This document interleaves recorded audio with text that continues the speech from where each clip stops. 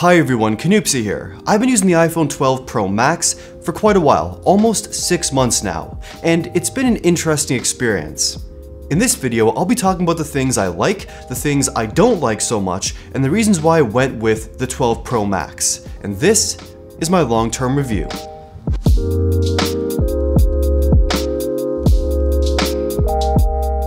Today's video is sponsored by Brilliant. Okay, so when I got the iPhone 12 Pro Max the day it dropped, my opinions were a little bit mixed on this phone. Now, my initial review of this phone was fairly positive, but having used the other smaller iPhone 12 models for a decent period of time before getting this one, I found this device to just be a bit too much. Too big, too heavy, it's just a lot of phone. But since then, using this phone on and off over the last few months, I've really started to appreciate it. And we've all kind of been spending a lot more time at home due to, well, everything. And having a bigger screen on your phone, especially while you're at home, can definitely be quite nice. I've been watching a lot of videos, spending a lot of time on social apps, doing video calls, and being able to see everything in so much more detail is amazing, especially on a screen this beautiful.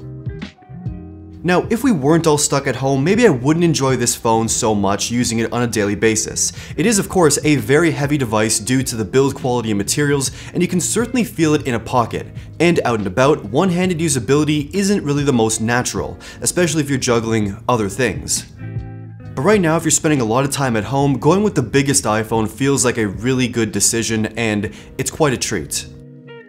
Another benefit of having a big phone is the naturally bigger battery inside, and this phone certainly delivers. As I really settled into this phone and as the iPhone kinda learned my usage habits, my battery life experience has been amazing. And this is one of the reasons why I kinda do these long-term reviews, because usage does certainly change over time. Pushing this phone every day, doing the absolute most either at home or essential trips out using 5G here and there, I can comfortably make it through a full day of usage without any stress or concern throughout the day. I end most days around 20% at around 11:30 or 12 o'clock at night, and I'm pretty happy with that.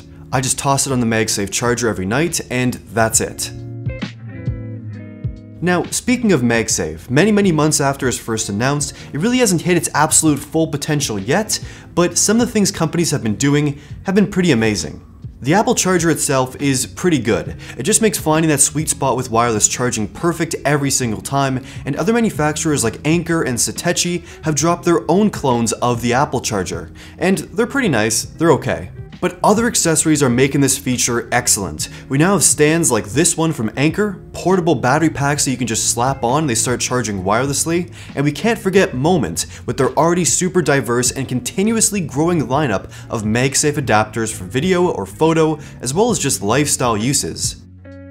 I have this really simple MagSafe adapter in my kitchen where I just slap my phone on and it just kinda sits there for recipes or if I'm watching videos while I'm prepping dinner.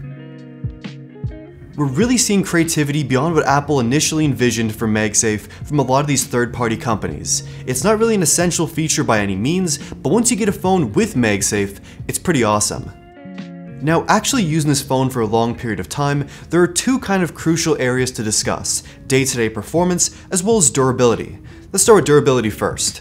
Now, I treat my phones pretty well, but I also treat them like tools because that's what phones are. They're meant to be used.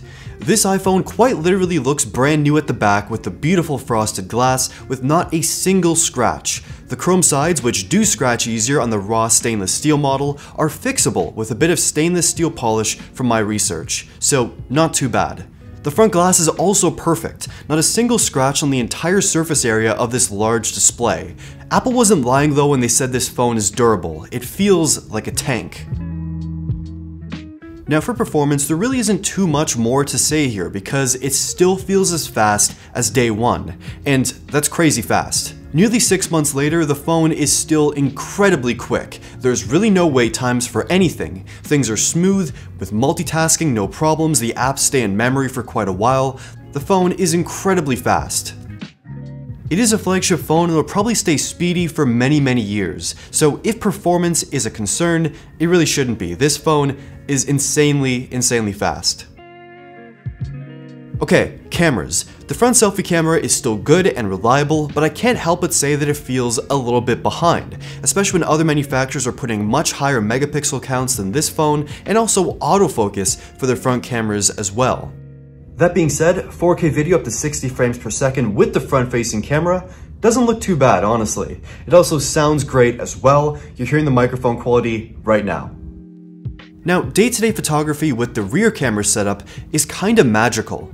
With Apple's processing and the consistency between lenses, dynamic range, and shutter speed, it's such a joy to shoot photos with this phone. I've tried quite a few of the newer flagships from other manufacturers, and coming back to this phone, just the reliability and banger photos that come out every time, it's such a joy to use, seriously. The main camera's larger sensor creating more natural, beautiful depth of field is quite incredible. I haven't really even touched portrait mode since I started using this phone because the depth of field and blur is beautiful.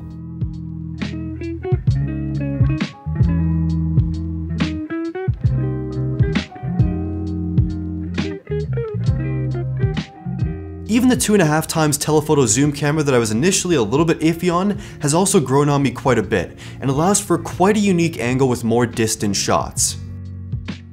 And while I haven't really messed too much with Pro RAW that came out after I posted my initial review, it is a fairly good tool, and at least kind of eliminates the need to have those secondary apps to shoot RAW photos because it's all built in to the main app. It's good if you really want to fine-tune your photos to a much more detailed level.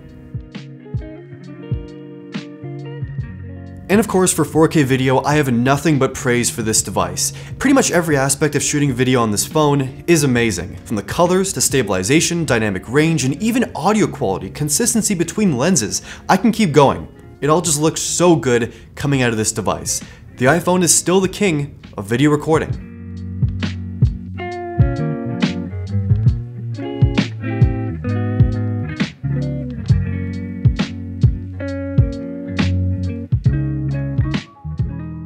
And also HDR video recording, which was pretty hyped up by other people and of course myself when it was first announced, it's something I honestly kinda turned off a few days after first using this phone, and I kinda just forgot about it. Don't get me wrong, in the right use cases it's awesome, but for casual video recording with the additional complications, it's just not necessary, at least for me.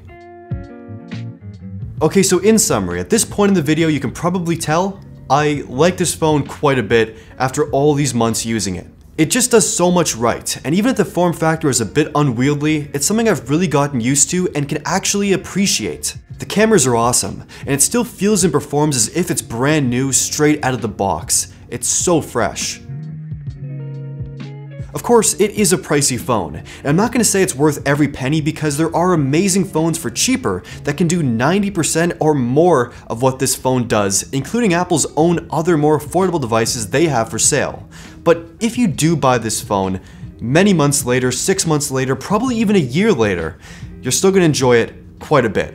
Apple did a great job with the 12 Pro Max. So those are my thoughts on this device after using it for many months as pretty much my main phone. Now let's talk about today's sponsor, Brilliant. Brilliant is a website and app that has an amazing range of engaging classes about math, science, and computer science, with interactive courses about physics, finance, statistics, cryptocurrency, programming, and so much more. And while these all sound like really big, complex concepts, Brilliant helps to bring these ideas down to earth so you can learn, understand, and use this knowledge to build and navigate the future. I'll be honest, I've been trying to understand the concepts of crypto for quite a while, and Brilliant's course has been incredibly helpful and actually entertaining during my learning process. For example, in their crypto course to break down the concepts, the whole thing is explained like a story, presenting ideas as plot points and conflicts, and it all takes place in the town of Kryptonia. You see, the ways Brilliant presents learning through engaging problem solving and beautiful graphics is game-changing. It's not just memorizing complex formulas and rules, Brilliant helps you actually understand with real-life examples, and it's, well, brilliant. Head over to www.brilliant.org/Canoopsy to sign up for free, and the first 200 people will get 20% off their annual membership. And a huge thanks to Brilliant for sponsoring this video. So let me know your thoughts on the iPhone 12 Pro Max in the comments down below. And if you own one, tell me about your experience with this device. Do you still like it? Are you sick of it? Are you bored? Let me know in the comments below. Like the video if you liked it, subscribe, and thank you for watching.